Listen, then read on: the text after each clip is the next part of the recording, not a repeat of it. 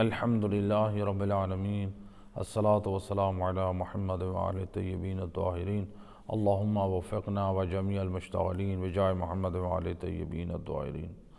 بسم اللہ الرحمن الرحیم۔ درس قرآن بسلسلہ انس قرآن اور فہم قرآن۔ ہماری پچھلے ہفتے جو موضوع تھا جو سورہ البلد، سورہ البلد کی ٹوٹل جو ہے وہ 20 آیات ہیں، جس میں سے جو ہے 7 آیات سورہ بلد کی بیان ہوئی اور اس کے پیغامات جو ہے وہ بیان کیے گئے۔ تو آج جو باقی 13 آیات ہیں ان کو انشاءاللہ اس سورت کو مکمل کریں گے، لیکن ہم سب سے پہلے ایک فضیلت سورہ البلد کی شان میں جو محمد وآل محمد سے منقول ہے، امام جعفر صادق علیہ السلام اللہم صلی علی محمد وآل محمد، امام فرماتے ہیں من کان قراءتہ فی فریضۃ لا اقسم بہذا البلد۔ امام فرماتے ہیں جو شخص اپنی واجب نمازوں میں اس سورت کی تلاوت کرتا ہے، کان فی الدنیا معروفا، پروردگار اس کو دنیا میں یہ مقام عطا کرتا ہے، من الصالحین، جو شخص اس سورہ بلد کی تلاوت کرتا ہے پروردگار دنیا میں اس کی یہ عزت عطا کرتا ہے، لوگوں میں اللہ اس کا تعارف کرواتا ہے یہ بندہ نیک اور صالح لوگوں میں سے، امام فرما رہے ہیں۔ اور دوسرا فرمایا وَقَانَ فِي الْآخِرَةِ مَعْرُوفًا أَنَّ لَهُ مِنَ اللَّهِ مَقَانًا، اور اللہ میدان قیامت میں اس کا تعارف یہ کرواتا ہے کہ یہ عام شخص نہیں ہے، بلکہ اس شخص کی اللہ کے نزدیک منزلت اور مقام ہے۔ آخرت میں اللہ سبحانہ وتعالی میدان محشر میں یہ تعارف کروائے گا اس سورت کے پڑھنے والے کو۔ اور وَكَانَ يَوْمَ الْقِيَامَةِ مِنْ رُفَقَاءِ النَّبِيِّينَ وَالشُّهَدَاءِ وَالصَّالِحِينَ، امام فرماتے ہیں اور اس سورت کے پڑھنے والا میدان قیامت میں جنت میں کن کے ساتھ محشور ہوگا، کن کے ساتھ جنت میں یہ رہے گا؟ فرماتے ہیں یہ جو اللہ کے نبی ہیں، انبیاء، جو انبیاء کرام علیہ السلام، ان کی دوستی میں یہ شخص اٹھایا جائے گا، انہی کے ساتھ محشور ہوگا۔ اور جو شہداء ہیں، چاہے وہ انبیاء میں سے نصرت اسلام شہداء کربلا ہوں، شہداء نصرت امام علی کرنے والے، تو دیگر جو شہداء ہیں، والصالحین، اور نیک و کار لوگ، صالحین میں خود اللہ کے اولیاء، یعنی ایسے صالح جن پر اللہ کی ذات راضی ہے۔ تو یہ جو ہے یعنی اس سورت کی شان اور فضیلت کے بارے میں معصوم سے روایت۔ آیت نمبر 8، 9 اور 10، پہلی 3 آیات۔ بسم اللہ الرحمن الرحیم۔ أَلَمْ نَجْعَلْ لَهُ عَيْنَيْنِ وَلِسَانًا وَشَفَتَيْنِ وَهَدَيْنَاهُ النَّجْدَيْنِ۔ آیت نمبر 8 میں ارشاد رب العزت ہو رہا ہے کیا ہم نے اس انسان کے لیے 2 آنکھیں نہیں بنائیں؟ انسان کے لیے، ہر انسان کے اللہ نے 2 آنکھیں بنائیں۔ وَلِسَانًا وَشَفَتَيْنِ، اور ایک زبان اور 2 ہونٹ، یعنی اللہ فرماتا ہے کہ ہم نے انسان کے لیے ایک زبان اور 2 ہونٹ نہیں بنائے۔ وَهَدَيْنَاهُ النَّجْدَيْنِ، اور ہم نے اسے یعنی حضرت انسان کو بھلائی اور برائی دونوں کے راستے دکھا دیے۔ انسان کو اللہ نے دونوں راستے، یہ نعمتیں بھی دی ہیں اور اللہ نے یہ راستے بھی دکھا دیے ہیں۔ تو یہاں پر جو ہے ان آیات سے جو ہمارے لیے استفادہ ہوتا ہے، اللہ نے یہاں پر اعضائے انسانی کا ذکر کیوں کیا؟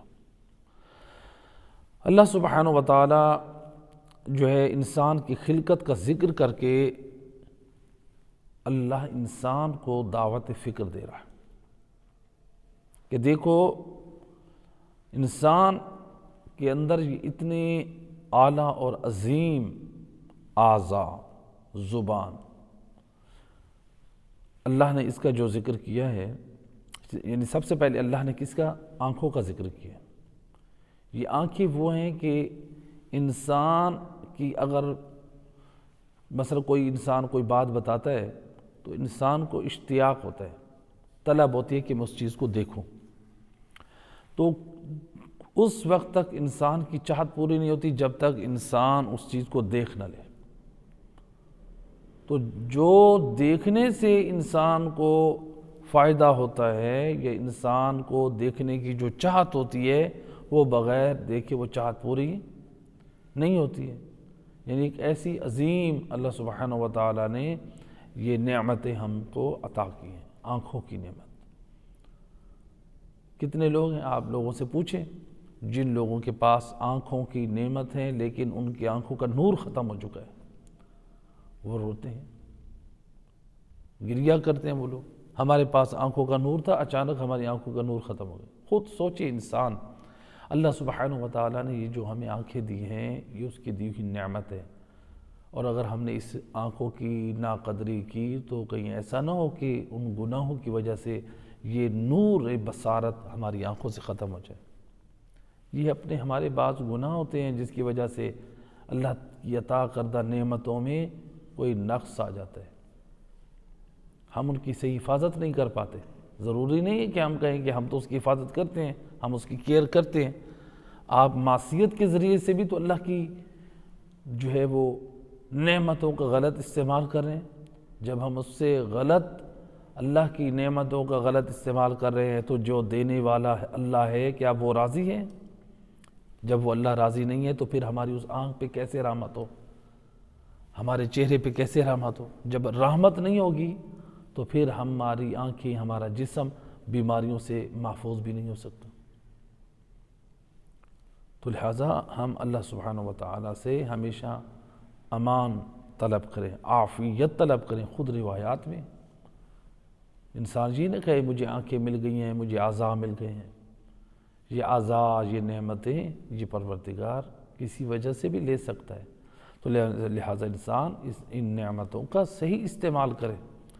آنکھیں اللہ نے یہ دیے، والدین کے چہرے کی زیارت کریں۔ آنکھیں دیے اس سے کعبے کی زیارت کریں۔ آنکھیں دیے قرآن پڑھیں۔ معصوم فرماتے ہیں جو بندہ دیکھ کے قرآن پڑھتا ہے اس کے آنکھوں کی بصارت تیز ہوتی ہے، اگر کمی اور خرابی ہے تو وہ کمی اور خرابی دور ہو جاتی ہے۔ اور قرآن دیکھ کے پڑھنے سے دوسرا فائدہ یہ امام فرماتے ہیں اگر اس کے والدین کافر بھی ہوں تو اللہ اس کی عذاب میں کمی کر دیتے ہیں۔ اگر والدین مومن ہوں ثواب زیادہ ملے گا، اگر خود انہی مومن والدین کے لیے پڑھا جائے قرآن اور زیادہ ثواب۔ لہٰذا آنکھوں کی قدر کریں۔ اور فرمائے اس کے بعد وَلِسَانًا وَشَفَتَيْن، اور اللہ نے زبان اور دو ہونٹ عطا کی۔ انسان معاشرے میں ایک دوسرے کے ساتھ تعلق رکھتا ہے، تو معاشرے میں ہم جتنے بھی افراد کے ساتھ ہیں ہم ٹھیک ہے اپنی بات لکھ کے بھی پہنچا سکتے ہیں، کتابوں کی شکل میں بھی جو ہے وہ موجود ہے، فکر موجود ہے، لیکن جو انسان زبان کے ذریعے سے اپنی بات پہنچا سکتا ہے وہ لکھ کے اپنی بات کو انسان نہیں سمجھا سکتا۔ تو لہٰذا بات کر کے انسان جو ہے وہ کیا ہے، اپنا مافی الضمیر، اپنی فکر کو پہنچا سکتا ہے۔ ایک قوم دوسری قوم سے جب ملے گی تو اپنا تعارف کرواتی ہے، لوگ ایک دوسرے سے ملتے ہیں اپنا تعارف کرواتے ہیں، جو اپنی فکر دوسروں میں منتقل کرتے ہیں وہ کتاب کی نسبت اسپیچ کے ذریعے سے، گفتگو اور بات کے ذریعے سے انسان جلدی اپنی بات پہنچاتا ہے۔ تو لہٰذا اس زبان کو بھی اللہ سبحانہ و تعالیٰ نے ایک بہترین وسیلہ قرار دیا ہے۔ تو یہ بڑی عظیم نعمتیں، ان کی انسان قدر کرے۔ تو لہٰذا زبان کا ایک اپنا اثر بھی ہے، جیسا کہ روایت ہے امام علی ابن ابی طالب علیہ السلام سے روایت ہے۔ امام اپنے ایک صحابی کو کہتے ہیں یا سعصع، اپنے ایک صحابی کو جن کا نام سعصع ہے، کہتے ہیں اے سعصع اتنا جاننے میں اثر نہیں ہے جتنا سننے میں اثر ہے۔ انسان کب سنتا ہے؟ جب کوئی شخص زبان سے بول رہا ہے۔ امام فرماتے ہیں نصیحت کا اثر سننے میں ہے، یعنی اگر کوئی انسان یہ کہے کہ میں تو عالم دین ہوں، میں تو فاضل ہوں، مجھے ضرورت نہیں ہے، امام علی علیہ السلام فرماتے ہیں سننے میں اثر زیادہ ہے۔ ایک صلوات پڑھ دیں محمد علیہ علیکم السلام ورحمۃ اللہ۔ کس میں اثر زیادہ ہے؟ سننے میں۔ امام علی فرما رہے ہیں کہ سننے کا اثر زیادہ ہے جاننے کی نسبت۔ اسی لیے روایت میں ملتا ہے کہ ایک مرتبہ امام علی ابن ابی طالب علیہ السلام اللہم صلی علی محمد وعلی امام حضرت ابو ذر غفاری کے ساتھ ایک مرتبہ سفر کر رہے تھے۔ امام سفر کر رہے تھے تو ایک ناکہ تھی اونٹنی جس کے اوپر کبھی مولا علی علیہ السلام سوار ہوتے ہیں اور کبھی حضرت ابو ذر غفاری سوار ہوتے ہیں۔ یہ کائنات میں بڑا عظیم نمونہ ہمیں نظر آتا ہے کہ ایک امیر ناکہ کی مہار کو پکڑے ہوئے ہو اور ایک غلام جس کی گردن میں جس کے مولا کی اطاعت ہے، یعنی ایک غلام ناکہ پہ سوار ہے اور مولا اور امیر المومنین جو ہے وہ ناکہ کو پکڑ کے چل رہے ہیں۔ یہ پاک کردار یہ ہمیں اہل بیت اطہار نے دیے۔ تو روایت کے جملہ کبھی مولا علی علیہ السلام سوار ہوتے ہیں تو کبھی حضرت ابو ذر غفاری۔ ایک وقت ایسا آیا کہ حضرت ابو ذر غفاری مہار کو پکڑ کے چل رہے ہیں اور مولا علی علیہ السلام اوپر سوار ہیں۔ تو آپ نے ایک جملہ ارشاد فرمایا، فرماتے ہیں یا اخی، حضرت ابو ذر غفاری سے کہتے ہیں اے بھائی، اے میرے بھائی، یا اخی اعذنی، اے میرے بھائی مجھے نصیحت کیجیے۔ اب ذرا خود اندازہ کریں، امیر المومنین جو رسول اللہ کے علم کے وارث ہیں، جو رسول اللہ کے علم کے دروازہ ہیں، وہ علی کہہ رہے ہیں کہ اے میرے بھائی مجھے نصیحت کریں۔ حالانکہ مولا علیہ السلام کو نصیحت کی ضرورت نہیں ہے، ان کا کلام، ان کے حرف، ان کی شخصیت، ان کی ذات، ان کا کردار خود مرکز نصیحت ہے۔ تو ہمارے لیے ان کا وجود نصیحت ہے، ان سے نصیحت حاصل کریں۔ لیکن امام علیہ السلام ایک عظیم امر کی طرف ہم سب کو متوجہ کر رہے ہیں کہ دیکھو تم جتنے بھی بڑے رتبے پہ پہنچ جاؤ، چاہے علم کے اعلیٰ بلند مقام پہ پہنچ جاؤ، دنیاوی اعتبار سے تم جتنے بڑے ڈاکٹر بن جاؤ، جتنے بڑے انجینئر بن جاؤ، جتنا بھی تمہارے پاس علم آ جائے، تم یہ نہ سمجھنا کہ مجھے نصیحت کی ضرورت نہیں ہے۔ جس مقام پہ بھی ہو، ہر فرد کو نصیحت کی ضرورت ہے، تذکر کی ضرورت ہے، ہر شخص کو۔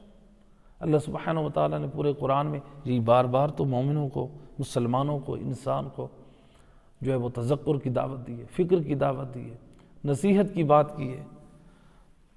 تو اللہ نے عبادت کی طرف جو ہے سب کو بلایا، تو لہٰذا واعظ و نصیحت سننے میں زیادہ اثر ہے۔ تو آپ دیکھ لیں جو لوگ علماء کرام کی جو جہاں پر تربیتی گفتگو ہوتی ہے، اصلاحی گفتگو ہوتی ہے، وہاں پر ان محافل و مجالس میں جو نوجوان اور مومنین شرکت کرتے ہیں، آپ دیکھ لیں ان کا کردار کس قدر پاک ہوتا ہے۔ اس کے علاوہ دیگر جو پروگرام، جو مجالس و محافل ہوتی ہیں، ان میں بھی شرکت کرنے والوں کی آپ دیکھ لیں عملی حالت۔ کمپرومائز ہم نہیں کر رہے، ہم جو ہے وہ یہ مقابلہ نہیں کر رہے ہیں، ہم یہ کہتے ہیں کہ دیکھیں آپ ہر مجالس میں جانے والوں کا کردار دیکھیں۔ آپ دیکھیں ان میں نمازی کن مجالس میں جانے والے زیادہ ہیں، روزے دار کن محافل میں جانے والے زیادہ ہیں، قرآن پڑھنے والے کن۔ تو لہٰذا اگر ہماری تمام مجالس اور محافل میں تعلیمات محمد وآل محمد کا ذکر ہوگا، قرآن کی جو ہے تلاوت ہو، اس آیات کا ترجمہ ہوگا، تو یقیناً ہماری پوری قوم جو ہے وہ ہدایت کے راستے پہ، اس کو بھٹکنے کی ضرورت ہی نہیں ہے، اس کو ادھر ادھر جانے کی ضرورت ہی نہیں ہے۔ تو لہٰذا جو ہے زبان کے ذریعے سے جو واعظ و نصیحت ہے اس کا ایک اپنا اثر ہے، لیکن جو زبان ہے اس سے زیادہ اہم ہے انسان کردار سے دعوت دے۔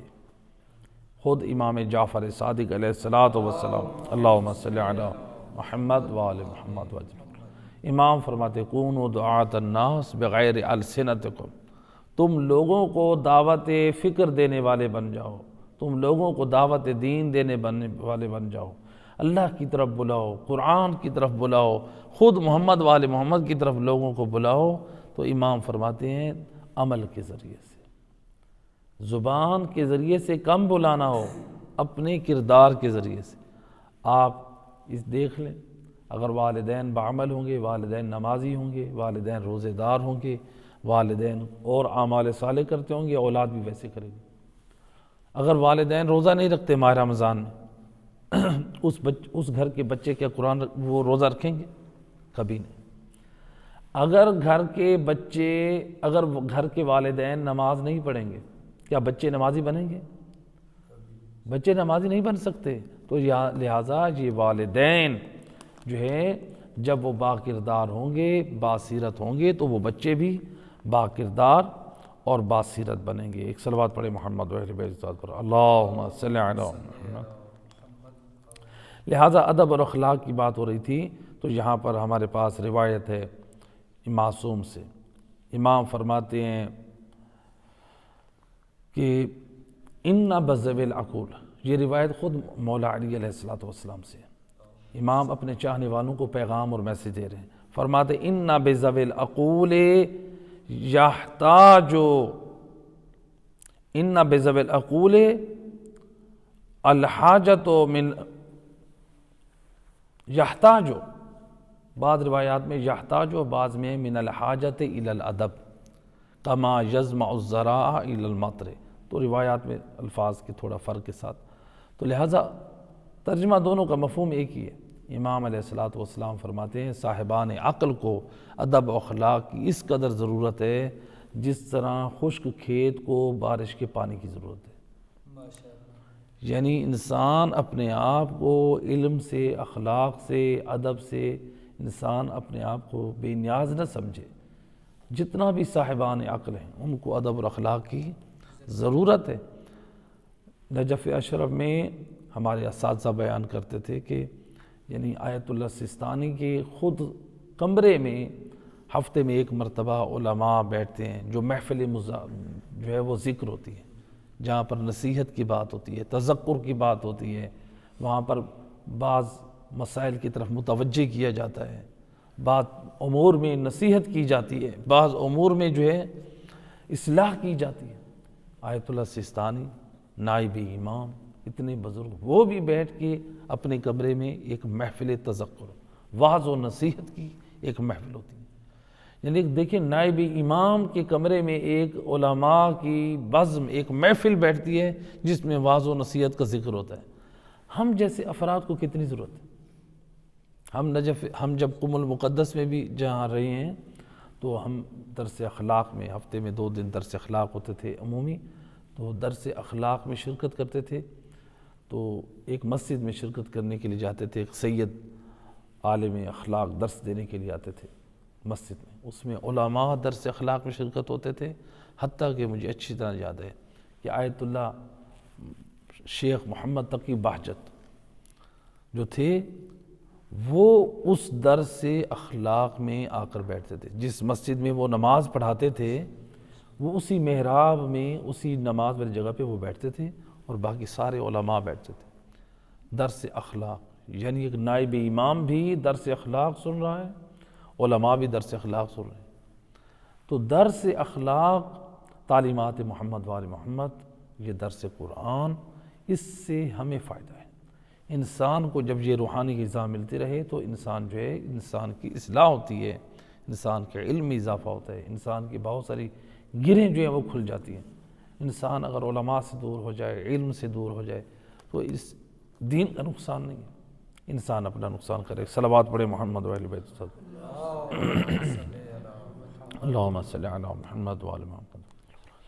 تو یہاں پر جو تیسری آیت ہے، یعنی 10ویں آیت میں فرمایا نجدین، جو یہاں پر اللہ سبحانہ وتعالیٰ نے ذکر کیا، وَهَدَيْنَاهُ النَّجْدَيْن، اور ہم نے اسے اس کی بھلائی اور برائی دونوں راستے دکھا دیے۔ تو یہاں پر انسان کو برائی اور اچھائی کا دونوں کا راستہ بتایا۔ اس کی جو وضاحت ہے خود وہ رسول اللہ نے کی، آیت مجیدہ کی۔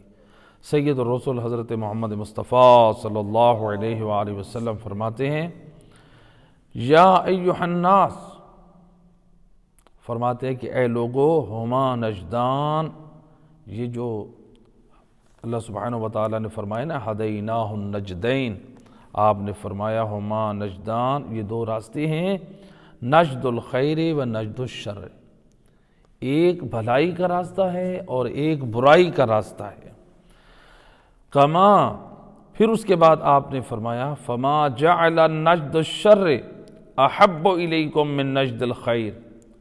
سید الرسول فرماتے ہیں کہ ایک برائی کا راستہ ہے اور ایک اچھائی کا راستہ ہے، اور برائی کا راستہ تمہارے لیے خیر کے راستے سے زیادہ محبوب نہیں بنایا گیا، برائی کا راستہ، بلکہ اللہ نے جو تمہارے لیے خیر اور بھلائی، جو خیر اور اچھائی کا جو راستہ بنایا ہے وہ خیر کا راستہ ہے، وہ اچھے کاموں کا راستہ ہے۔ تو لہٰذا یہ دو راستے، اللہ نے انسان کو عقل بھی دی ہے، انسان کو شعور بھی دیا ہے، اور انسان کو جو ہے وہ سمجھ بھی دی ہے۔ انسان آنکھیں، اللہ نے پہلے آنکھوں کا ذکر کیا، زبان کا اور ہونٹوں کا، یعنی ان نعمتوں کے وسیلے سے انسان یہ دیکھے کہ ہدایت میں کیسے حاصل کر سکتا ہوں، اور جو راستہ ہدایت کا ہے اور جو برائی کا ہے میں اپنے دین کی حفاظت کیسے کر سکتا ہوں۔ ایک صلوات پڑھے محمد و اہل بیت صاحب، اللہم صلی علی محمد و آل محمد۔ آیت نمبر 11 میں اللہ سبحانہ وتعالی فرما رہا ہے فَلَقْتَحَمَ الْعَقَبَةَ، اور آیت نمبر 12، آیت نمبر 11، وعلیکم السلام، 11، 12، 13، یعنی ہم 20 آیات تک آیات کی تلاوت کرتے ہیں اس میں، اور اس کے ترجمے کی طرف غور کرتے ہیں۔ فَلَقْتَحَمَ الْعَقَبَةَ وَمَا أَدْرَاكَ مَا الْعَقَبَةُ فَكُّ رَقَبَةٍ أَوْ إِطْعَامٌ فِي يَوْمٍ ذِي مَسْغَبَةٍ يَتِيمًا ذَا مَقْرَبَةٍ أَوْ مِسْكِينًا ذَا مَتْرَبَةٍ ثُمَّ كَانَ مِنَ الَّذِينَ آمَنُوا وَتَوَاصَوْا بِالصَّبْرِ وَتَوَاصَوْا بِالْمَرْحَمَةِ أُولَئِكَ أَصْحَابُ الْمَيْمَنَةِ وَالَّذِينَ كَفَرُوا بِآيَاتِنَا هُمْ أَصْحَابُ الْمَشْأَمَةِ عَلَيْهِمْ نَارٌ مُّؤْصَدَةٌ۔ اب ان آیات کا ترجمہ، 11 نمبر آیت کا ترجمہ، اللہ سبحانہ وتعالی فرماتا ہے فَلَقْتَحَمَ الْعَقَبَةَ، لیکن وہ ناشکرہ انسان، اس نے اس امر خیر کی گھاٹی میں قدم ہی نہیں رکھا، یعنی امر خیر کی گھاٹی، عقبہ کہتے ہیں گھاٹی کو۔ وَمَا أَدْرَاكَ مَا الْعَقَبَةُ، اللہ فرماتا ہے تجھے کیا معلوم وہ گھاٹی کیا چیز ہے، جو کار خیر کی گھاٹی ہے وہ کیا ہے، خود آگے اللہ بیان کرتا ہے، فرماتا ہے فَقُّ رَقَبَةٍ، وہ کار خیر کی گھاٹی اللہ سبحانہ وتعالی فرماتا ہے وہ ہے غلام کو آزاد کرنا۔ پھر فرمایا او اطعام فی یوم ذی مسغبہ، اور وہ کار خیر کی نیک کاموں کی گھاٹی، نیک کاموں کا جو مقام ہے وہ کیا ہے، وہ ہے فاقہ کے دن کھانا کھلانا۔ اور آیت نمبر 15 میں فرمایا یتیماً ذا مقربہ، کسی رشتہ دار یتیم کو کھانا کھلانا، او مسکیناً ذا متربہ، یا خاک نشین مسکین کو کھانا کھلانا۔ ثم کان من الذین آمنوا وتواصوا بالصبر وتواصوا بالمرحمہ، پھر یہ شخص ان لوگوں میں شامل ہوا جو ایمان لائے اور ایک دوسرے کو صبر کی نصیحت کی اور شفقت کی تلقین کی۔ اس کے بعد اللہ فرما رہا ہے اولئک اصحاب المیمنہ، یہ جو نیکی کا کام انجام دینے والے، صبر کرنے والے، اللہ فرماتا ہے یہی وہ لوگ ہیں جو اصحاب یمین میں سے ہیں، یعنی میدان قیامت میں جن کے دائیں ہاتھوں میں نام اعمال دیے جائیں گے، اور یہ خوش نصیب ہے۔ پھر فرمایا والذین کفروا بآیاتنا ہم اصحاب المشأمہ، اور جن لوگوں نے ہماری آیات کا انکار کر دیا وہ شوم اور بدبخت لوگ ہیں، وہ شوم اور بدبخت لوگ ہیں، ان کو آگ نے ہر طرف سے گھیر رکھا ہے۔ تو وہ شوم اور بدبخت لوگ ہیں جی، اور علیہم نار موصدہ، ان لوگوں کو آگ نے ہر طرف سے گھیر رکھا ہے۔ تو یہ آیات ان کا ترجمہ تھا۔ اب آئیں ذرا یہاں پر ان آیات میں اللہ سبحانہ وتعالی حضرت انسان کو کس بات کی طرف توجہ دلانا چاہ رہا ہے۔ تو آیت نمبر 11 میں جو ہمیں پیغام ملا کہ اللہ یعنی اللہ کا جو شکر ہے وہ ہمارے لیے ضروری ہے۔ تو جو ناشکرے لوگ ہوتے ہیں ان لوگوں کی اللہ سبحانہ و تعالیٰ نے ملامت کی ان آیات میں، ناشکرے قسم کے لوگ، یعنی اللہ کی جتنی بھی نعمتیں مل رہی ہیں، جتنا بھی وہ کھا رہے ہیں، اللہ کی نعمتیں استعمال کر رہے ہیں، اس کے باوجود بھی لوگوں کے سامنے ہمارے حالات کہاں ہیں، ہمارے حالات پست ہیں، ہمارے اوپر کہاں ہیں، آپ کے اوپر تو مہربانی ہماری، یعنی دوسروں کے ہاتھوں میں جو کچھ ہے اس پر نظر رکھنا، اللہ نے جو دیا ہے انسان یہ نہیں دیکھتا کہ مجھے رب تعالیٰ نے کتنا دیا۔ اسی لیے معصومین کی گزارش ہے، معصوم فرماتے ہیں آپ ہمیشہ اپنے سے کم تر افراد کی طرف دیکھیں، جو اپنے سے بڑوں کی طرف دیکھے گا اس کی خواہشات بڑھیں گی، دولت مند کو دیکھتے جائیں گے آپ کے اندر وہ ہوائے نفس اور خواہشات دنیا بڑھتی جائیں گی، بس اب یہ فکر رہے گی کہ میں دنیا بناؤں، یہ نہیں انسان سوچے گا میں حلال سے بناؤں یا حرام سے بناؤں۔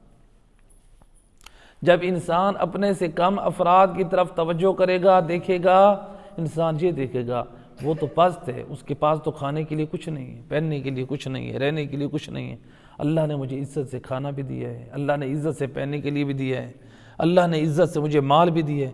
انسان پھر جب یہ دیکھے گا اللہ نے مجھے اتنا کچھ دیا ہے، وہ انسان شکر خدا کرے گا۔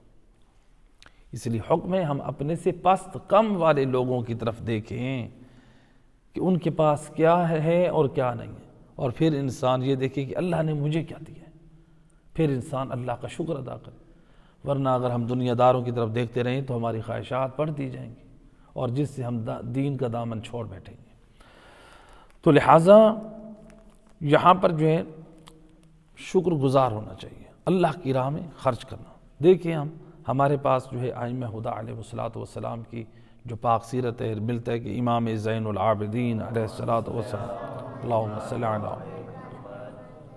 امام کے پاس کس قدر امام کے پاس جو تھا، ملتا ہے کہ جب مدینے میں چونکہ فتوحات ہوئی تھی نا اسلام کے بعد، تو شروع میں مدینے میں غلام اور کنیزیں جو ہیں بہت زیادہ آتی تھی۔ فتوحات ہوتے تھے علاقے کافروں کے، تو وہاں سے جو غلام اور کنیزیں ہوتی تھی وہ زیادہ ہوتے تھے، اور وہ سارے مدینہ میں لے کر آتے بھی وہاں پر مسلمانوں کا مرکز ہے، غلامیں اور کنیزیں خریدیں گے۔ تو ملتا ہے کہ جب بازار میں غلام اور کنیزیں آتے تو وہ جو بیچنے والے ہوتے تھے ان کو پتہ ہوتا تھا کہ ہماری یہ غلامی اور کنیزیں کون خریدیں گے۔ تو روایت میں ملتا ہے، تاریخ میں یہ جملہ موجود ہے، جب وہ غلامی اور کنیزیں آتی سینکڑوں کی تعداد میں، وہ غلامی اور کنیزیں اسی وقت ہمارے چوتھے امام زین العابدین علیہ الصلوۃ والسلام خرید کے وہ آزاد کر دیتے تھے، وہ آپ خرید لیتے تھے۔ آزاد کب کرتے تھے؟ کچھ رکھتے تھے، کچھ کو آزاد کر دیتے تھے، کچھ کو رکھتے تھے۔ کیوں ان کو رکھتے تھے؟ ملتا ہے تاریخ میں ہمارے چوتھے امام نے 1,00,000 غلام اور کنیزوں کو آزاد کیا، 1,00,000، جس کی بڑی بھاری رقم ہوتی تھی۔ اب 1,00,000 غلام اور کنیز کو کیوں آزاد کیا امام نے؟ 50,000 غلام اور کنیز امام کی جو زمینوں پہ کاشتکاری ہوتی تھی اس پہ کام کرتے تھے۔ چونکہ امام علی ابن ابی طالب، یہ ایک علیحدہ موضوع ہے، لوگ پوچھتے ہیں کہ ائمہ اہل بیت کا جو ہے وہ انکم کا ذریعہ کیا تھا؟ مولا علی علیہ الصلوۃ والسلام کی وہ جو آپ کی محنت کے نتیجے میں آپ نے کتنے کنویں کھودے تھے، آپ زراعت میں کتنا کام کرتے تھے، تو جو امام علی ابن ابی طالب علیہ الصلوۃ والسلام کی جو ملکیت تھی، خود حضرت ابو طالب سے جو ان کو میراث میں مال ملا تھا، تو وہ اپنا گھر کا جو خرچہ ہوتا تھا وہ اپنی تازہ آمدنی سے پورا کرتے تھے، لیکن جو اور امام علی ابن ابی طالب علیہ الصلوۃ والسلام کی جائیداد تھی، امام نے اس کا ایک وقف نامہ تیار کیا تھا، جس سے جو ہے وہ اولاد علی کی پرورش اور یتیموں، غریبوں اور بیواؤں، ان لوگوں کی دیکھ بھال اس مال سے کی جاتی تھی۔ اسی لیے پوچھا جاتا ہے، عام طور پہ لوگ پوچھتے ہیں امام حسن علیہ السلام، امام حسین علیہ السلام، ان کی اولادیں کیا کرتے تھے؟ ان کی زمینیں ہوتی تھیں، ان کی زمینیں تھیں، وہ کاشتکاری کرتے تھے۔ اور امام زین العابدین علیہ الصلوۃ والسلام بھی ملتا ہے، تاریخ میں نقل ہوا ہے کہ جب آپ مدینے میں واپس آئے تھے شہادت امام حسین کے بعد، تو اس دور میں سب سے مضبوط جو بزنس تھا وہ امام زین العابدین علیہ السلام کا تھا، جو شام کی طرف اور مختلف ملکوں کی طرف جو ہے وہ سامان جاتا تھا، مال تجارت جاتا تھا اونٹوں پہ سوار، اور وہ زمین کاشتکاری، وہاں کی جو آمدنی آتی تھی وہ امام اس سے یتیموں، غریبوں، بیواؤں کی اور آل علی میں سے جو ہوتے تھے مستحق افراد ان کی وہ کفالت کرتے تھے۔ امام نے 1,00,000 غلام اور کنیزوں کو آزاد کیا۔ اب 50,000 تو امام کی اپنی زمین جہاں پر کاشت کرتے تھے وہاں پر ملازم تھے، لیکن ہمارے چوتھے امام کی سیرت اور کردار کی طرف توجہ کریں، ملتا ہے امام ان غلاموں اور کنیزوں کو اس وقت آزاد کرتے تھے جب ان کی تربیت کر لیتے تھے، ان میں سے لوگ نمازی بن جاتے تھے، با کردار بن جاتے تھے، ان کو مذہب آل محمد کی تعلیمات، توحید کا پیغام دیتے تھے، سید الرسل کی معرفت کے اخلاق کے نمونے سمجھاتے تھے، اپنی دعاؤں کی عظیم دعاؤں کی تعلیمات دیتے تھے۔ تو یہ جو اب غلام اور کنیزیں مختلف ممالک اور شہروں میں جاتی تو یہ مذہب آل محمد کی جا کے وہاں ترجمانی کرتی۔ یہ امام کا ایک روش تھی، ایک طریقہ کار تھا کہ اسلام کو، دین کو کیسے پھیلانا ہے۔ تو آج میں مثلا ہم لوگ یہ سمجھیں کہ یہ علماء کی ذمہ داری ہے، علماء آئیں گے صرف مجلس پڑھیں گے وہی دین آل محمد کو پہنچائیں گے، نہیں، آپ علماء سے جو سنتے ہیں، آپ لوگوں کی شرعی ذمہ داری ہے، اپنے دوستوں کے پاس بیٹھتے ہیں، اپنے رشتہ داروں میں بیٹھتے ہیں، بہن بھائیوں میں بیٹھتے ہیں، ہم یہ آل محمد کی یہ تعلیمات کو پہنچائیں۔ ہم ان غلاموں سے کیا گرے ہوئے ہیں؟ بے غلام افضل ہے یا آزاد انسان افضل ہے؟ آزاد انسان افضل ہے۔ تو امام علیہ السلام نے ان عام لوگوں کو پیغام دین پہنچانے کا وسیلہ بنایا، ہم لوگ بھی یہی کریں، آج پیغام دین لوگوں تک پہنچائیں، اصلاح کی بات کریں۔ تو لہٰذا یہ ہے ہمارے امام علیہ السلام کی اس پاک سیرت میں سے۔ صلوات پڑھے محمد و اہل بیت۔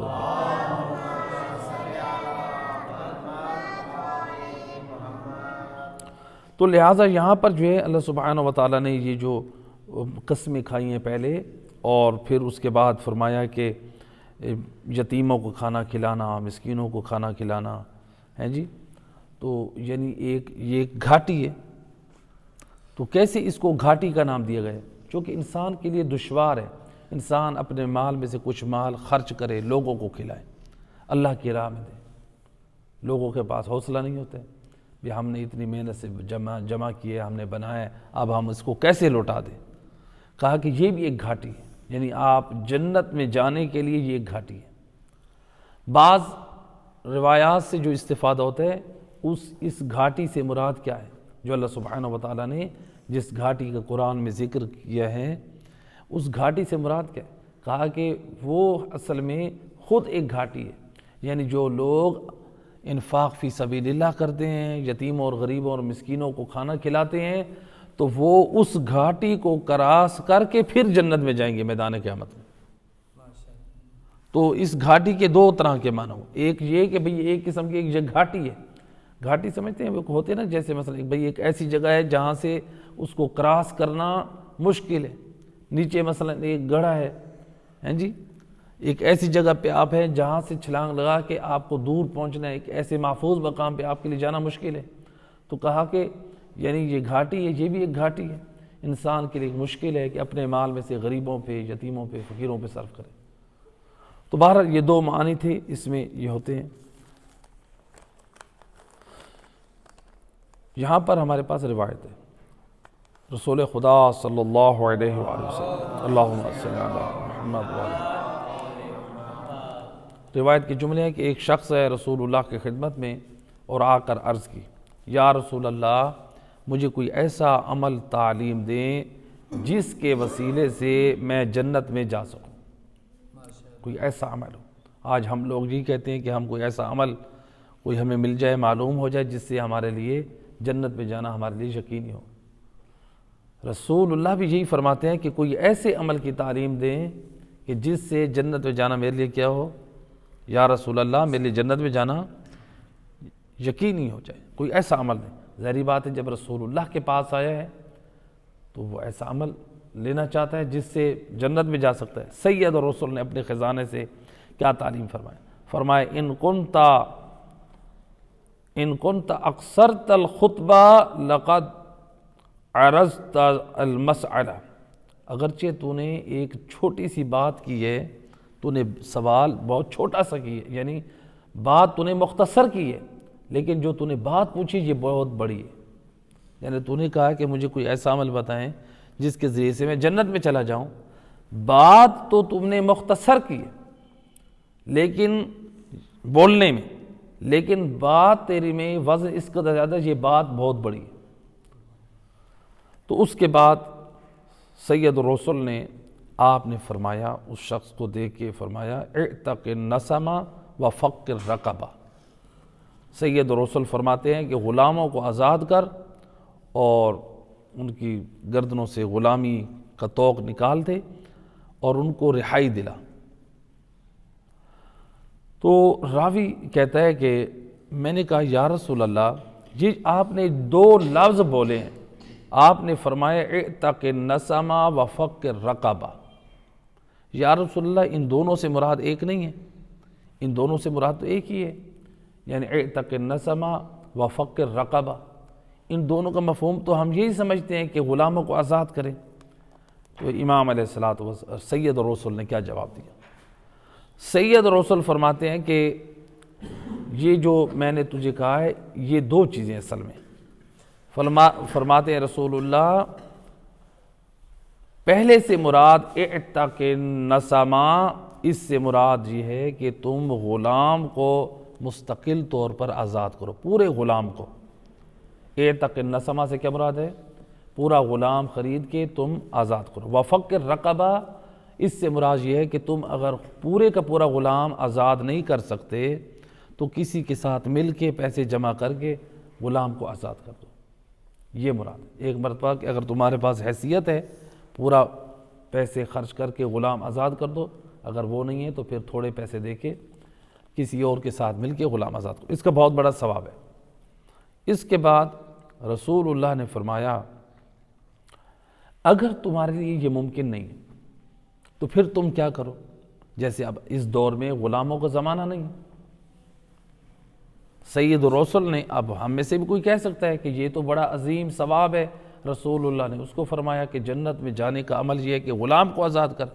اب ہم کیسے، غلام تو ہے نہیں، کیسے آزاد کریں؟ تو رسول اللہ کیا فرماتے؟ سید الرسل فرماتے وَأَلْفِ عَلَىٰ ذِي الرَّحْمِ الظَّالِمِ، آپ فرماتے ہیں اگر تو یہ نہیں کر سکتا تو تیرے رشتہ داروں میں جو ظلم کرنے والے ہیں، جو تجھ سے قطع تعلقی کرنے والے ہیں، تو ان سے محبت کر۔ جو قطع تعلقی کرتے ہیں، جو تعلق توڑتے ہیں، جو تیرا حق ادا نہیں کرتے، تو صلہ رحمی کر۔ بعض لوگ ہوتے ہیں ہمارے، دیکھیں نا معاشرے میں، کہتے ہیں کہ جب وہ صلہ رحمی نہیں کرتا ہے، قطع رحمی کرتا ہے، ہم بھی پھر قطع رحمی کریں گے؟ نہ، گناہ کا جواب گناہ میں نہیں دینا۔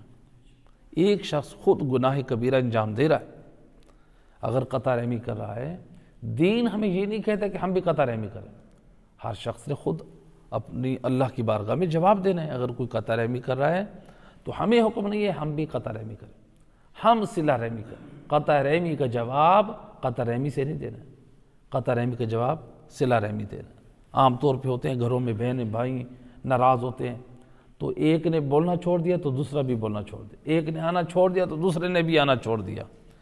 جب وہ نہیں آتا ہے، جب وہ نہیں پوچھتا ہے، جب وہ نہیں بولتا ہے، وہ نہیں بولتا ہے، معصوم فرماتے ہیں آپ بولیں، وہ نہیں آتا ہے آپ جائیں، وہ نہیں پوچھتا آپ پوچھیں، آپ اپنے عمل سے بتائیں کہ میں محمد وآل محمد کا نافرمان نہیں ہوں۔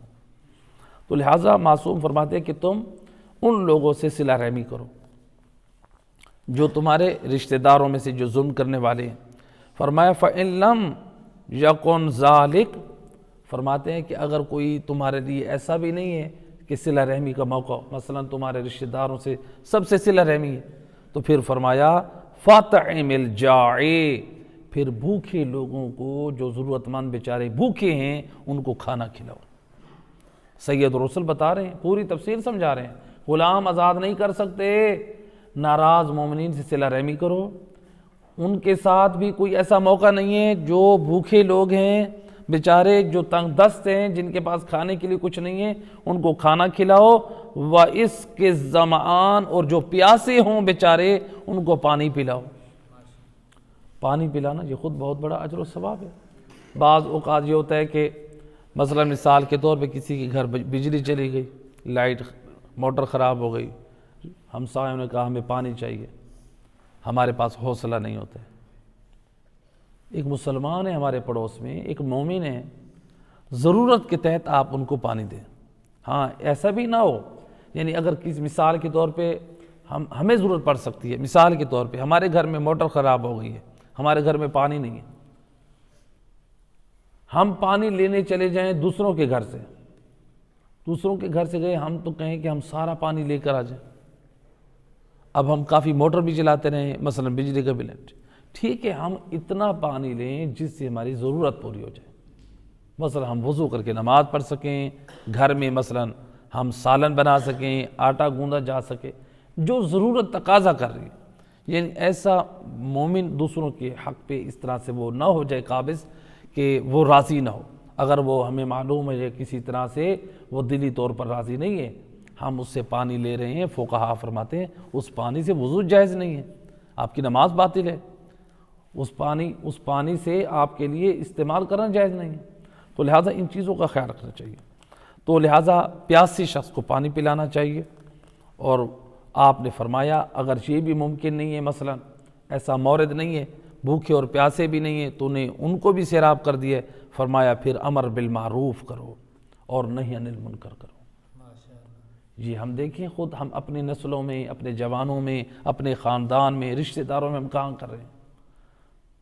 رسول اللہ فرماتے ہیں امر بالمعروف نہی عن المنکر کرو، تمہاری جنت کی ضمانت میں نبی دیتا ہوں۔ نبی فرما رہے ہیں، وہ یہی تو پوچھنے آیا تھا، اور اس کے فرمایا فَإِن لَمْ تُطِعْ ذَلِكَ فَقِفْ لِسَانَكَ إِلَّا مِنَ الْخَيْرِ۔ آپ فرماتے اگر ان میں سے کوئی کام بھی تو انجام دینے کی طاقت نہیں رکھتا، پھر سید رسول فرماتے ہیں خیر کے علاوہ اپنی زبان کو بند رکھ، اپنی زبان کو جب بھی کھول خیر پہ کھول، لوگوں کی اصلاح کے لیے کھول، لوگوں کو دعائیں دے، امر بالمعروف کی بات کر، واعظ و نصیحت کی بات کر، احکام شرعی کی بات کر، محبت کی بات کر، ذکر خدا کی بات کر، تلاوت قرآن کی بات کر، تیری زبان پر یہ چیزیں ہونی چاہیے۔ رسول اللہ فرماتے ہیں جب تم اس طرح کے بن جاؤ گے تو پھر میں نبی تمہیں جنت کی ضمانت دیتا ہوں۔ تو یہ ہے، لہٰذا اس کے بعد والی آیت مجیدہ اللہ سبحانہ وتعالی آیت نمبر 13 میں ہمیں کیا پیغام دے رہا ہے؟ فرمایا فق و رقبہ، آیت مجیدہ ہے نا جی، اس میں جی فق و رقبہ، اس آیت مجیدہ میں یعنی جس کا ترجمہ کیا ہے، یعنی غلام آزاد کر۔ اللہ سبحانہ وتعالی کیا سمجھانا چاہ رہا ہے؟ فق و رقبہ سے غلام آزاد کرنے کا اشارہ کس بات کی طرف ہے؟ علماء مفسرین فرماتے ہیں اس سے اشارہ یہ ہے، ایک تو ہے کہ غلام کو آزاد کریں، کہا کہ ایک اشارہ یہ ہے کہ اس سے مراد اللہ یہ سمجھانا چاہ رہا ہے کہ تم خود کو گناہوں سے آزاد کرو، صرف غلاموں کو آزاد کرنے کی فکر میں نہ رہو، خود کو گناہوں سے آزاد کرنے کی فکر کرو۔ آج موبائل ہمارے گھروں میں آ گئے ہیں، ہم بستروں پہ بیٹھ کے گناہ کر رہے ہیں، والدین میں سے، بڑے بہن بھائیوں میں سے کوئی آ گئے تو فوراً سے موبائل کو چھپا لیتے ہیں، وہ دیکھ نہ لیں، ہم رسوا نہ ہو جائیں۔ جب اللہ کی ذات رسوا کرنے پہ آئے گی نا جی، وہ سارے پردے چاک کر دے گی۔ اس لیے معصوم فرماتے ہیں اللہ سبحانہ وتعالی نے 40 پردے بنائے ہیں انسان کے لیے۔ کتنے پردے ہیں؟ 40 پردے۔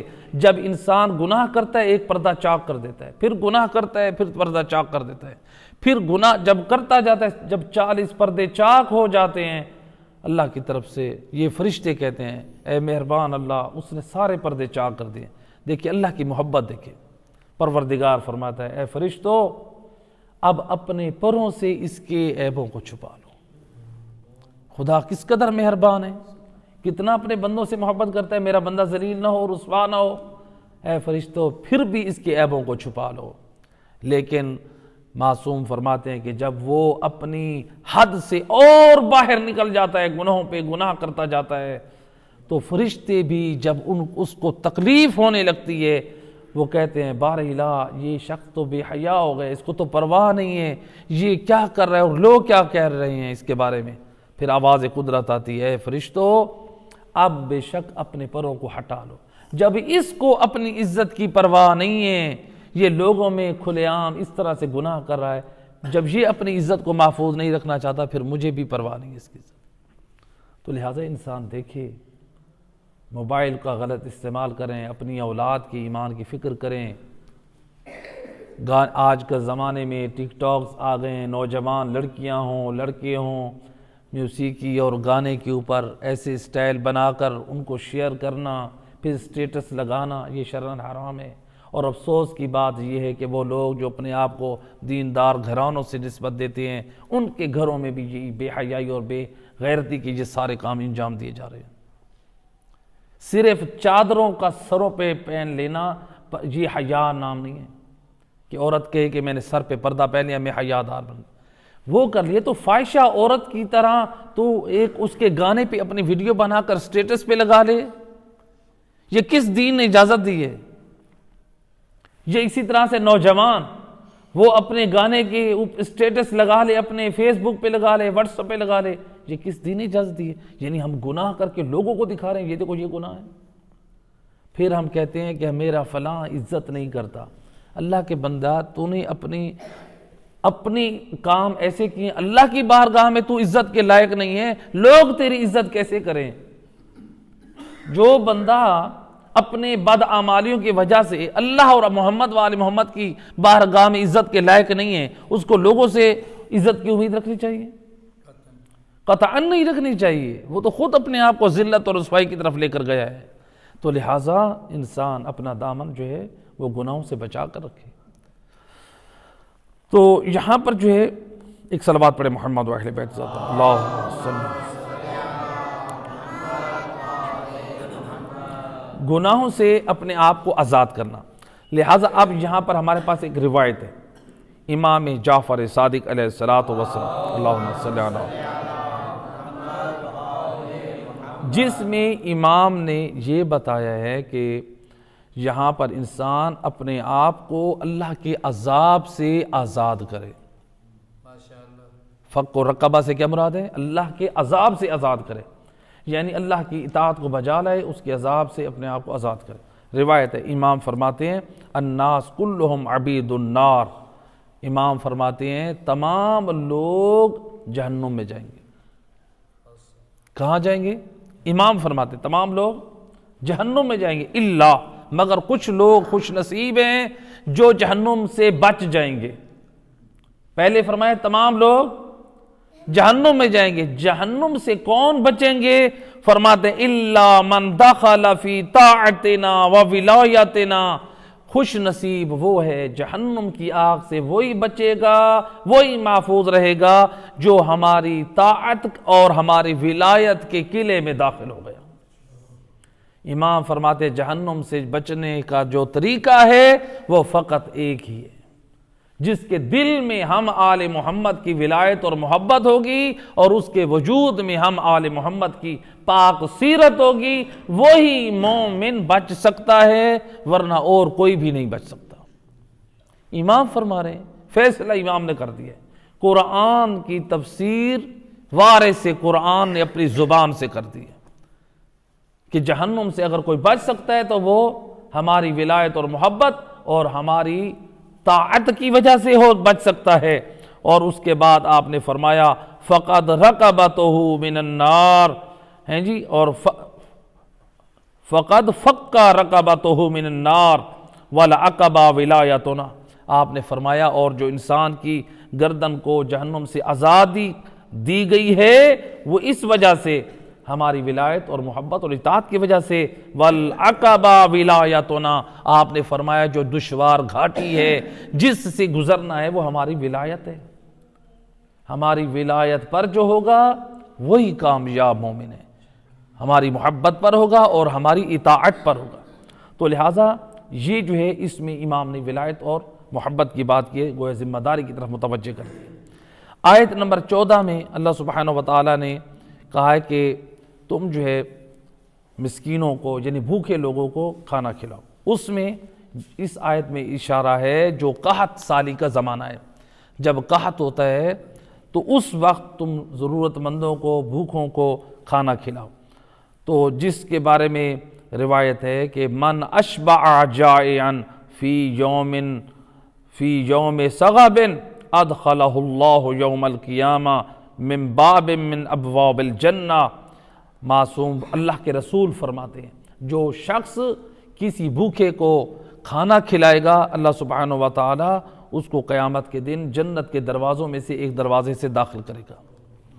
اور پھر فرمایا لا يدخلها الا من فعل مثل ما فعل، اس دروازے سے کوئی بھی داخل نہیں ہو سکے گا سوائے اس شخص کے جو بھوکے لوگوں کو، غریب لوگوں کو، تنگ دست لوگوں کو کھانا کھلاتا ہے۔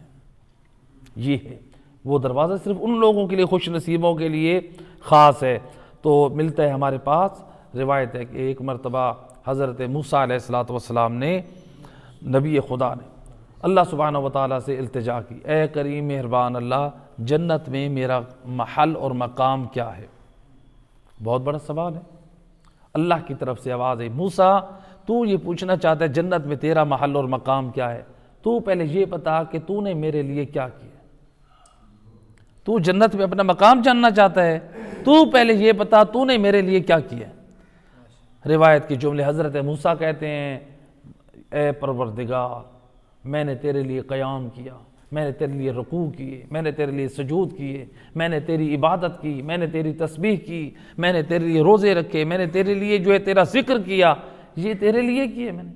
آواز قدرت آئی، موسیٰ یہ تو نے میرے لیے نہیں کیا، یہ سب نیک اعمال تو نے اپنے لیے کیے، یہ ذکر تو نے اپنے لیے کیا، نمازیں اپنے لیے، سجدے اپنے لیے، روزے اپنے لیے، یہ تو نے اپنے لیے کیا۔ بہرحال پھر تیرے لیے کیا ہے تو مجھے بتا دے۔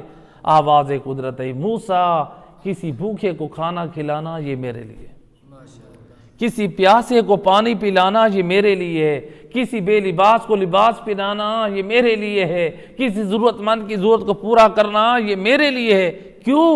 اس لیے کہ اپنی مخلوق کے حالات سے خبرگیری لینا یہ میرا کام ہے۔ رازق اور خالق میں ہوں، ان کو سب کچھ دینے والا میں ہوں، اور جو میری مخلوق پہ اس طرح سے کرم کرے، ان کو عطا کرے، گویا وہ شخص میرے لیے یہ کام کر رہا ہے۔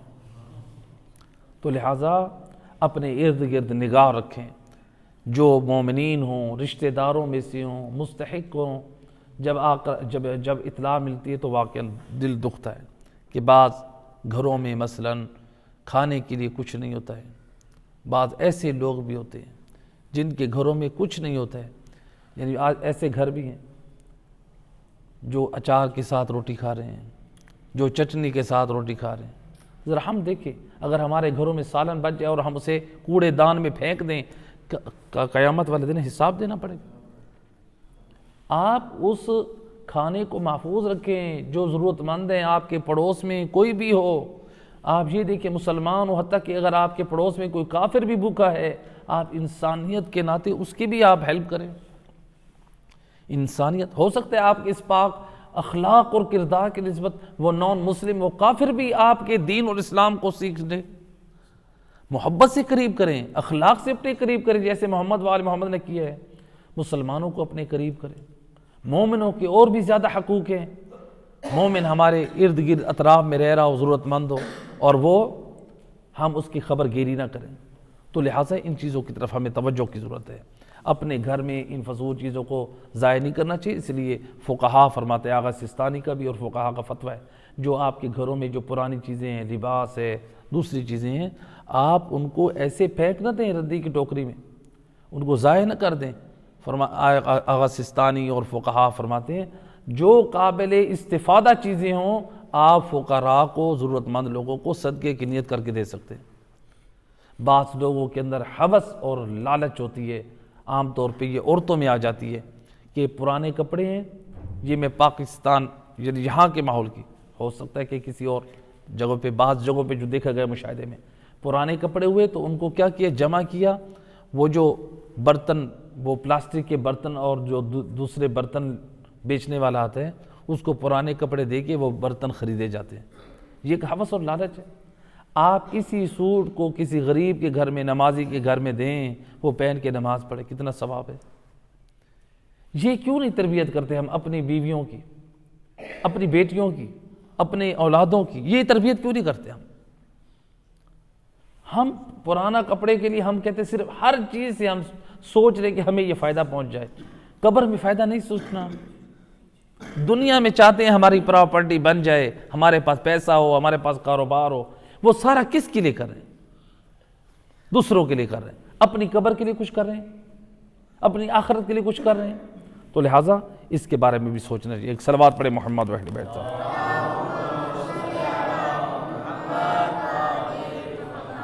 بار دیگر بآواز بلند صلوات۔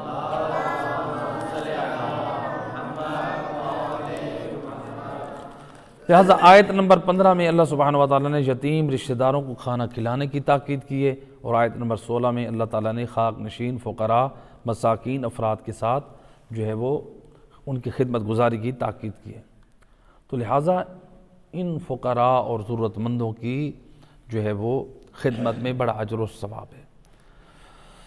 تو یہاں پر جو ہے ہمارے پاس روایت ہے امام علی رضا علیہ السلام سے، اللہم صلی علی محمد وعلی محمد، روایت کا بہترین عملی پیغام امام نے دیا۔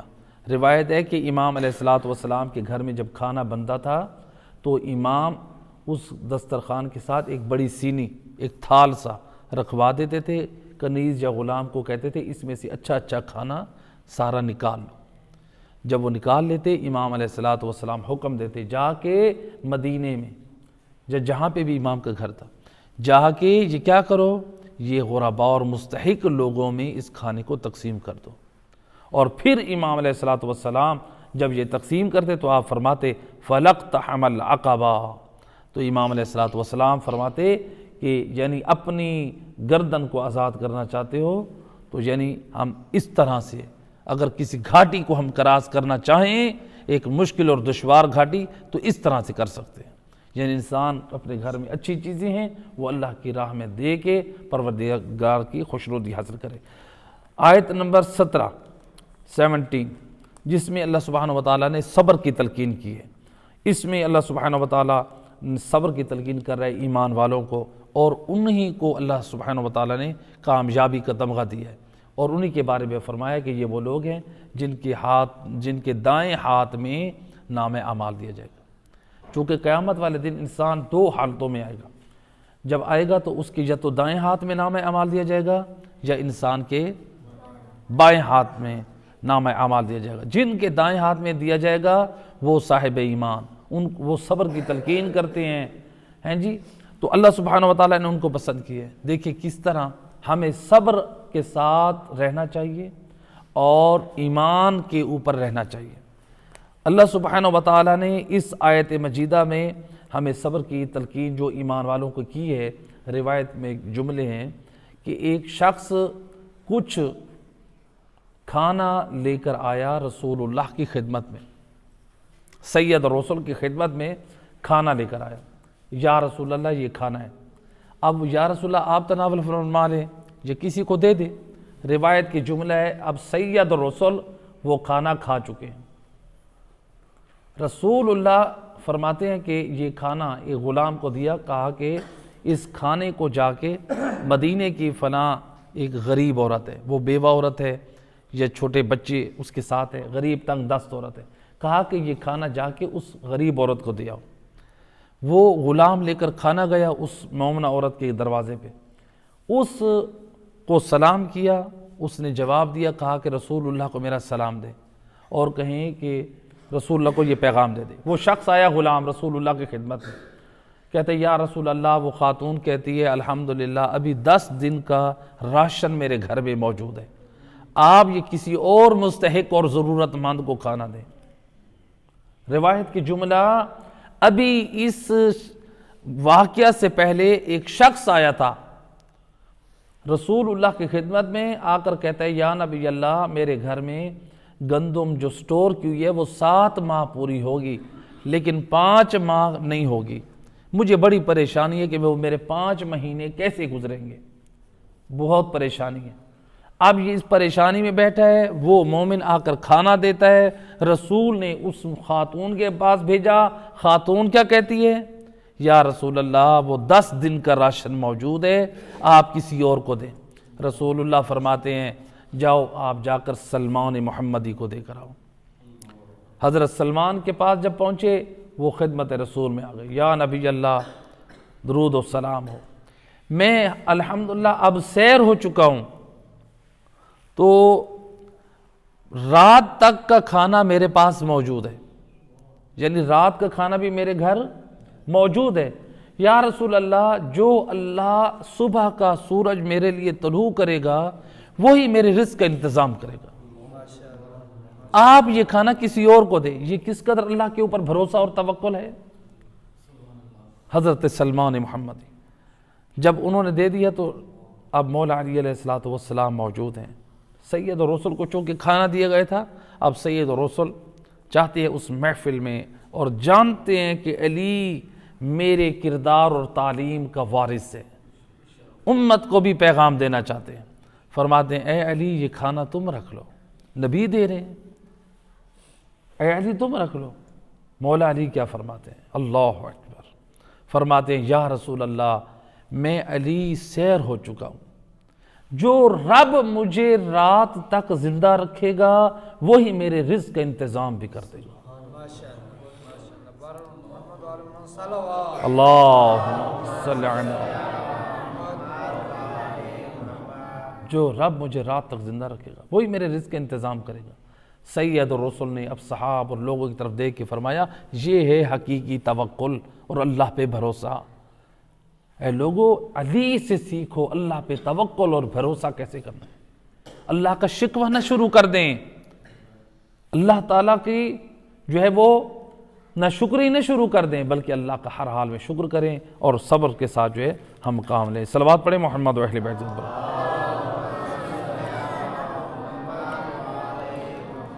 تو لہٰذا یہاں پہ اللہ سبحانہ و تعالیٰ نے 2 چیزوں کا ذکر کیا ہے، یعنی یا تو لوگوں کے دائیں ہاتھ میں نامہ اعمال دیے جائیں گے، یا پھر اللہ نے 19ویں آیت میں فرمایا کہ جو کفار ہیں ان کے بائیں ہاتھ میں نامہ اعمال دیے جائیں گے، اور اللہ نے پھر اس کے بعد جو 20ویں آیت ہے اس میں اللہ سبحانہ و تعالیٰ نے فرمایا کہ ان کے ہر طرف سے آگ ہی آگ ہوگی۔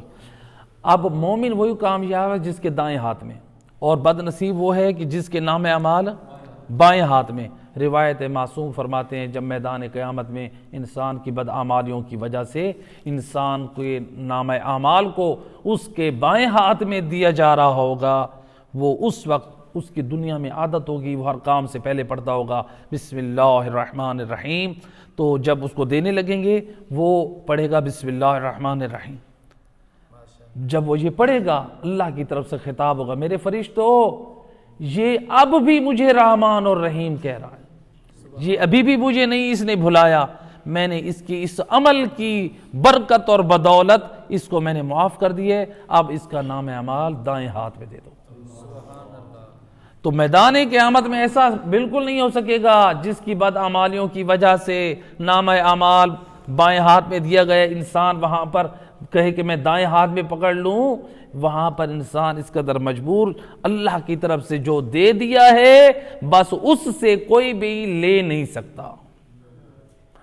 انسان یہ نہ کہے کہ میں دنیا میں تو ہیرا پھیری کر سکتا ہوں، لوگوں کے ساتھ دھوکہ اور فراڈ کر سکتا ہوں، میں لوگوں کو دکھانے کے لیے کچھ کروں اور اندر سے عمل کچھ کروں، نہ میرا دوست، وہاں پر سب کچھ کھل کے واضح ہو جائے گا۔ تو لہٰذا انسان کو چاہیے انسان اپنے ایمان اور عمل کی فکر کرے، اسی میں نجات ہے۔ آخری پیغام اور میسیج ہے، آج ہم لوگ یہ سوچتے ہیں نا کہ ہم لوگوں کی نجات ہو جائے گی، ہم نے جو ہے وہ ایمان لے آئے ہیں، ہمارے پاس محبت ہے، نور ہے، نور ولایت محمد وال محمد ہے، ہماری نجات۔ بے شک نجات علی والوں کی ہے، اس میں کوئی شک نہیں ہے، لیکن علی والو اپنی ذمہ داریوں کو سمجھو۔ امام محمد باقر علیہ السلام، اللہم صلی علی محمد وآل محمد، امام علیہ السلام کیا فرماتے ہیں؟ امام اپنے چاہنے والوں کو میسج دے رہے ہیں، حضرت جابر کے انصاری کی زبانی امام فرماتے ہیں واللہ ما یتقرب الی اللہ الا بطاعتہ۔ امام معصوم حجت خدا شرع قسم کھا رہے ہیں، فرماتے اللہ کی قسم اللہ کا قرب حاصل ہو ہی نہیں سکتا مگر یہ کہ اللہ کی طاعت کے ذریعے سے۔ اللہ کی طاعت کریں گے، اللہ کی اطاعت میں ہم اللہ کا قرب حاصل کر سکتے ہیں۔ جو اللہ کا نافرمان ہے وہ کبھی اللہ کا تقرب حاصل نہیں کر سکتا، اللہ کبھی اس سے راضی نہیں ہوگا جو اللہ کا نافرمان ہے۔ کوئی انسان کہے میں نمازیں چھوڑ دوں، میں بے دینی کی طرف چلا جاؤں، میں حرام کی طرف چلا جاؤں اور اللہ مجھ سے راضی ہو، امام فرماتے ہیں اللہ کی قسم اگر اللہ کا تقرب حاصل ہو سکتا ہے تو وہ اللہ کی اطاعت کے ذریعے سے۔ پھر اس کے بعد امام نے کیا فرمایا، بڑا عظیم جملہ امام نے فرمایا، فرماتے ہیں وما معنا براءۃ من النار، اللہ کی قسم کھا کے کہہ رہے ہیں، فرماتے ہیں اور ہمارے پاس ایسے لوگوں کو جہنم سے بچوانے کا کوئی جواز نہیں ہے۔ جو اللہ کے نافرمان ہیں ہم ایسے لوگوں کو بچوانے کی ہمارے پاس کوئی جواز نہیں۔ جملہ امام کا وما معنا براءۃ من النار، یعنی وہ لوگ اس اہل نہیں ہیں جو اللہ کے نافرمان ہیں، گناہوں کی وادیوں میں اس طرح گرے ہوئے ہیں اور گناہان کبیرہ کو انجام دے رہے ہیں، اللہ کے دین کا مذاق اڑا رہے ہیں اور وہ فکر کریں یہ سوچیں کہ ہم ان کو بخشوا دیں گے۔ امام فرماتے ہیں ہمارے پاس ان کے بخشوانے کا کوئی جواز نہیں ہے۔ یہ کیسے ہو سکتا ہے؟ امام حجت خدا ایک نافرمان گناہان کبیرہ انجام دینے والوں کو بھی امام انسان اپنے اندر قابلیت رکھے۔ یہ پہلے انسان اس لائق ٹھیک ہے، شفاعت عقیدہ شفاعت حق ہے، اس کا انکار نہیں ہے۔ سید الرسل کو جو عظمت بخشی گئی، محمد وآل محمد کو جو عزت اور شان بخشی گئی، عقیدہ شفاعت حق ہے۔ انشاءاللہ اس کو کبھی تفصیل سے بیان کریں گے کہ شفاعت معصومین کی نگاہ میں شفاعت کن لوگوں کو حاصل ہوگی اور کون بد نصیب ہے جن کو شفاعت حاصل نہیں ہوگی، جس میں سے خود معصوم فرماتے ہیں کہ جو نماز کو خفیف سمجھے اس کو ہماری شفاعت حاصل نہیں ہو، حالانکہ شفاعت حق ہے، شفاعت کا کوئی منکر نہیں ہے۔ لہذا عقیدہ شفاعت مسلمانوں کے عقائد میں سے، صرف شیعوں کے عقائد میں سے نہیں ہے۔ تو پروردگار سے دعا ہے کریم مہربان اللہ محمد و اہل